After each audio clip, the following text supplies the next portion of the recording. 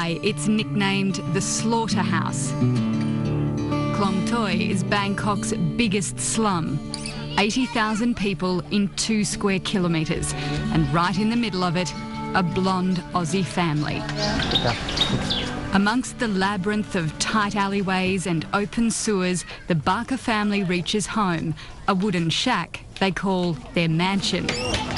Ash and Angie, along with 13-year-old Amy and 6-year-old Aidan, open their home and hearts to the poorest of the poor, and they couldn't be happier.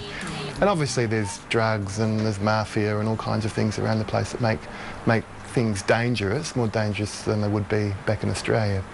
But at the same time, because we know everybody here, it's safer. In Australia, you're anonymous at some level. Here, it's like a big urban village, and it takes a village to raise a child. We've got a great village here.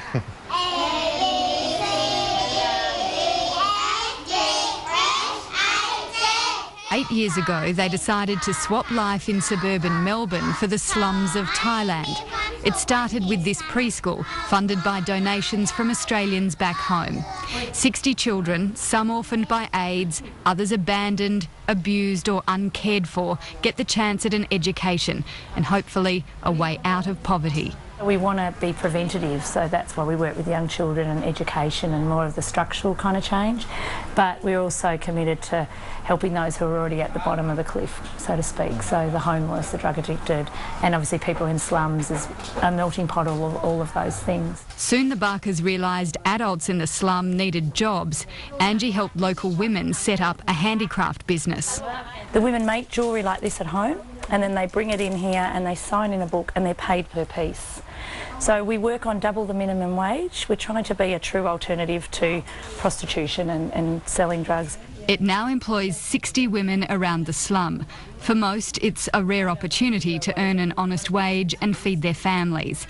The jewellery is sold by volunteers in Australia and around the world. It's low cost but looks great, and a few Australian dollars make a big difference here. The profits have also been used to create other jobs, including coffee carts, a catering business and a Thai cooking school for tourists. So what would make your average Australian family give up a comfortable life for this? The slum's hot, it's smelly, life here is difficult beyond what we can even imagine. But then the Barkers are a special kind of family. The lounge room is full each afternoon with kids from the neighbourhood. Amy says she's used to it. Like, they're not that different. Like, everyone's kind of the same, but it's just different, like where they're born and how much money they have, and yeah, but apart from that, they're mostly the same.